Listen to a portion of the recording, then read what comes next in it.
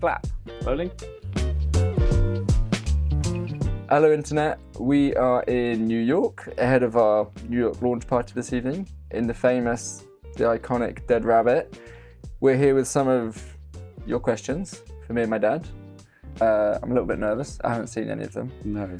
Neither of you? No, they've kept them from us all day in a rather suspicious manner as well. I feel the worst. Yeah. Now you don't have to answer. If you don't want to answer, you can just have a drink. That's sort of loosely how it goes. What, the whole thing? That's up to your discretion. We promote responsible drinking, but if it's a stinker. Yeah. This one says, were the kids any good at the grape harvest? And if so, who was better? I like this one. For the first 3 or 4 years, they were net non-contributors. They ate more grapes than they picked. You get what you pay for, though, don't you? We were not It's overpaid. child labour. You were not overpaid, it's true. It would never wash these days. After that, though, I would have said after the age of about 6, you became a useful member of society. Yeah. And nailed it. Take that, Emma. Okay. This is actually a really good question. Will there be a new flavour for the gin? That is a good question. There might be, but I can't really announce it in this forum. But yeah, that's all I can offer at this stage. Okay, over to you. All right, this one quite sweet. What does it mean to you that your children share your love of Chablis? I think it makes me the luckiest father in the world because a lot of my time and effort and love and care have gone into the vineyards. And if you guys had not been interested, that would just have been a kind of dead end to that part of my life. So the fact that I'm fortunate enough that my children are interested, has an added value. So it's not just for the pleasure I get out of it, but also that it can live on and it will be a family thing. Very sweet. Okay, next question. Oh, this is for both of us really, but you have first crack. Give me time to think. Sure. Which cocktails do you both like the most? Oof. As I've gotten more and more into the industry, I prefer spirit-forward cocktails now. So like martinis, Negronis, old fashions, stuff where you can really get a strong sense of whatever the spirit is in there. Yeah. How about you? Well, I used to be very kind of mainstream, traditional, old-fashioned. The dry martini is probably my favorite cocktail of all. What I've really enjoyed is that the Rene journey has taken me into new expressions of cocktails where some of the things that are there have really freshened up cocktails I was a little bored with or didn't excite me anymore. So I love the white Negroni that one does with the Rene. So I've moved with Rene into a slightly lighter, fresher territory than those ones I was talking about. All right then. This one for you. How did your passion for winemaking come about?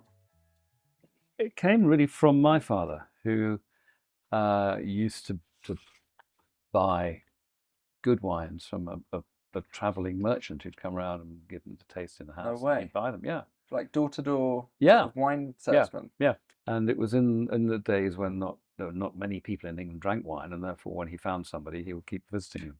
And my dad, from that, got to love wines.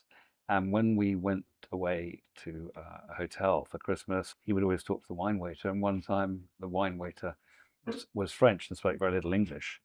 And so I was delegated to talk to the wine waiter because I could speak French. And they ended up offering me a job for the summer holidays. So I was working as a wine waiter's translator and deputy wine waiter and barrel carrier because I had to carry the barrels to the pub as well. So yeah, that was how that started. Awesome. I've got one for you. All right. How has a personal change influenced your leadership? Wow. Isn't that great? Yeah, it's good. Yeah, oddly, I've never really been in a position of leadership before this project. I guess you don't really know what you're capable of until you give it a go, and it comes with a lot of responsibility. That's the kind of big change, and it doesn't have to be scary, although it is scary.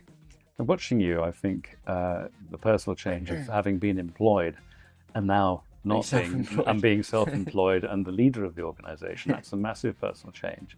I've certainly seen a big difference in how you approach things, how you plan things, how you look around things and see them from different angles. I think it's been really interesting to see the change that has created in you. Like, it's terrific. Well, thank you.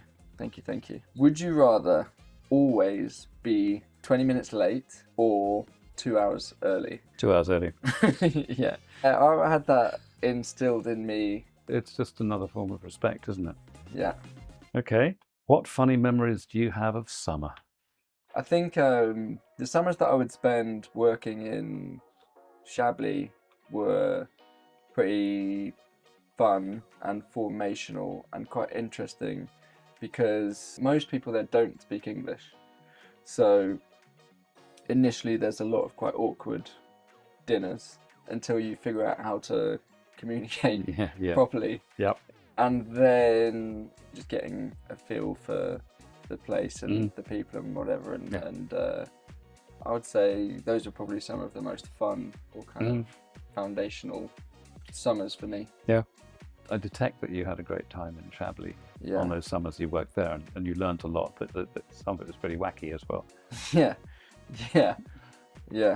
What's your favourite year or vintage of your family's wine stock in your personal wine cellar? 2002. Many reasons. It was the first year I made, so that was precious. Secondly, it won a silver medal, the Equal That's Best wild. Award. For your first one, that's crazy. Yeah.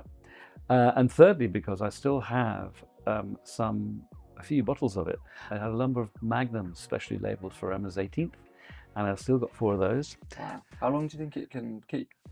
Well, that's the problem. You'll only find out when it's not kept anymore, and you'll have gone too far. So we should probably try some, just to be sure. Well, I think okay. I guess you want to sample it every now and then. Yeah. To check. Yeah. I look forward to getting the call up for that. Yep. Well, don't worry, you'll be there. There's enough for you. Where do you see yourself in 10 years?